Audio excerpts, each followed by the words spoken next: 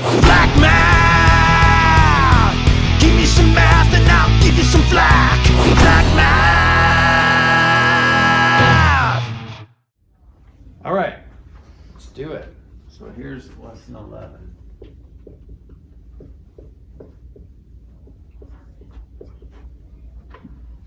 Okay, we're going to talk about reciprocals.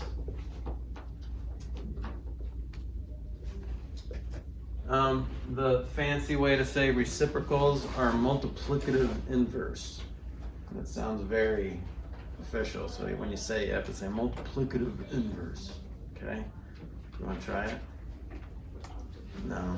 Multiplicative inverse. So you have to say it like that.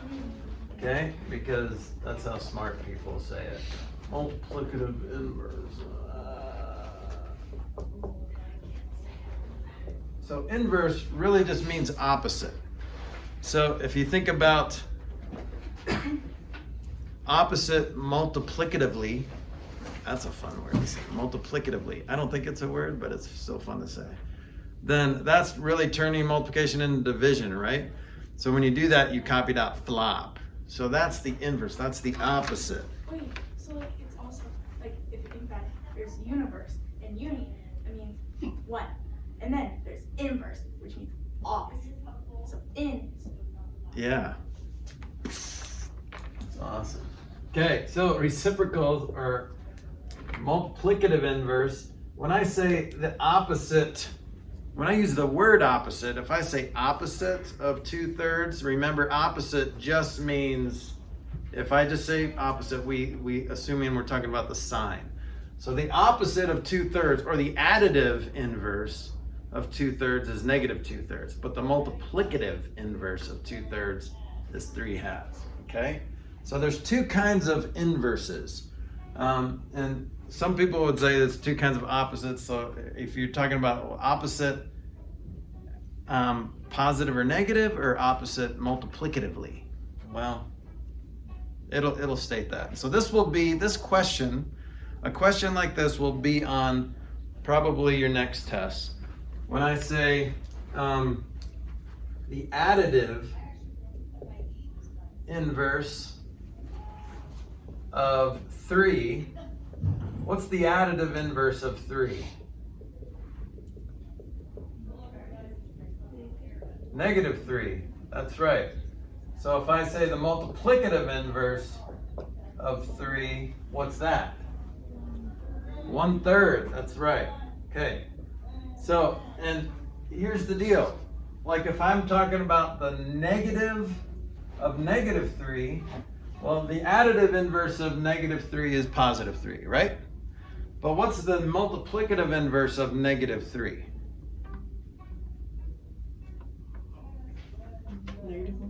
Negative 1/3. So you don't change the sign multiplicatively, okay? When you're finding the multiplicative inverse, you don't change the sign, because what's negative 3 plus 3? 0. And 0 is like the identity of addition. So when you add 0 to something, it doesn't change it. What's negative 3 times negative 1/3? 0. What's negative 3 times negative 1/3 times negative 1/3?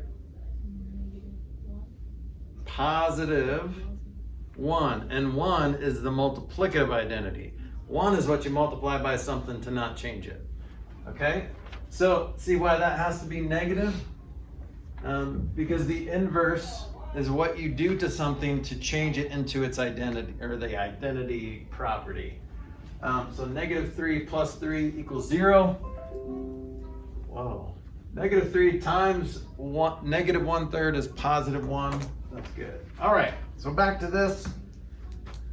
What's the reciprocal or negative or multiplicative inverse of negative 4/11ths? Yeah, you could say that. Doesn't matter, but negative 11/4 is fine. Doesn't matter if the negative sign's on top or bottom, because either way you're multiplying a negative times a negative. If I were to multiply these together, and you get a positive 1. Okay? All right?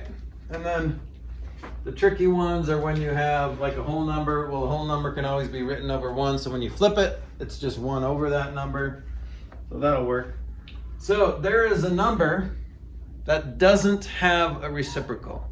Every other number has a reciprocal. Which number does not have a reciprocal? 0. Why? Because it's 0. Because it's the origin. Okay, it's the origin. What else? And this is a question on the test. Yes? You can't have a fraction 0. It would be like 0 over 0.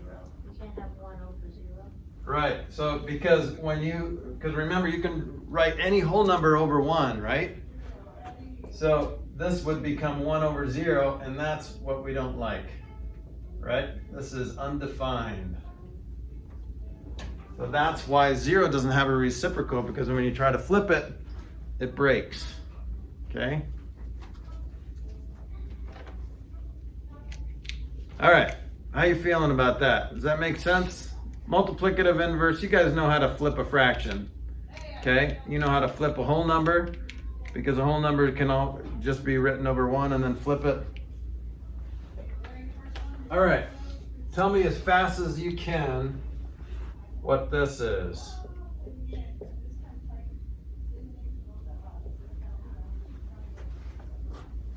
And 14. 14. I get 14. I heard 10. Which one's the right answer? 14. You want to rethink that? All right. Why is it 10? I tried to trick you. Why did I try to trick you? Do you see how I tried to trick you? I kind of moved this over a little bit. Oh. But what's the deal, Elkin? Why is it 10? So because of the order of operations. Order of operations. You do multiplication before you do addition. See how I was Oh, and sneaky? there's no parentheses. And there's no parentheses. If there were parentheses, and I put them there, then it'd be 14. Okay, but this is not 4 plus 3 times 2. This is 4 plus 3 times 2. Okay, do you hear the difference? See the difference? Yes, it's deep. 4 plus 3 times 2. Not 4 plus 3 times 2. That's not it. Okay? So this is 4 plus 6, which is 10. Order of operations. So technically, it's a matter of context and semantics. I mean, if I said, you know those dumb Facebook things that you're like, 75% will get this wrong because they're dumb. Okay, so these are those types of problems where you're like, most people forget their order of operations. If I would have asked your parents this, unless your parents are like actively involved in mathematics, they would have said 14. Okay, go try it out at home. Say, Mom, Dad, answer this question as fast as you can. My parents would probably give me like a completely different answer that I've never heard before. Like a philosophical answer? No, like 30 or something. Yeah, it could be.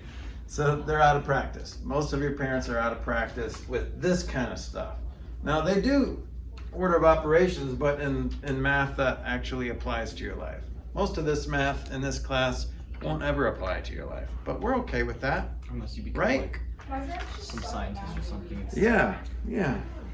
Okay, so we're going to explore this a little bit. So 14 is not really wrong. 10 is just what we have agreed upon. So we've agreed that multiplication is going to come first, because multiplication is just fast adding. Okay, so I can convert this 3 times 2 into an addition problem. That's just 3 2s or 2 3s, right? So I could say 4 plus 3 plus 3. Well, that's obviously 10 because it's all addition. 4 plus 3 plus 3 is 10.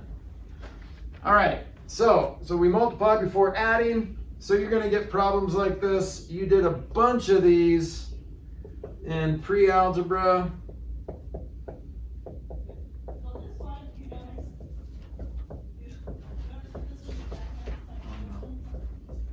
All right, what's this? madness. Madness. See if you can do that problem. And a lot of you can do it in your head. Most of you can't, because our brains don't work that way. And not that you aren't smart, it's just that our brains don't work that way. So you can try it in your head if you want to, or try it on your paper. When you're taking a test, I would highly recommend doing both. Flack math! Give me some math and I'll give you some flack. Flack math!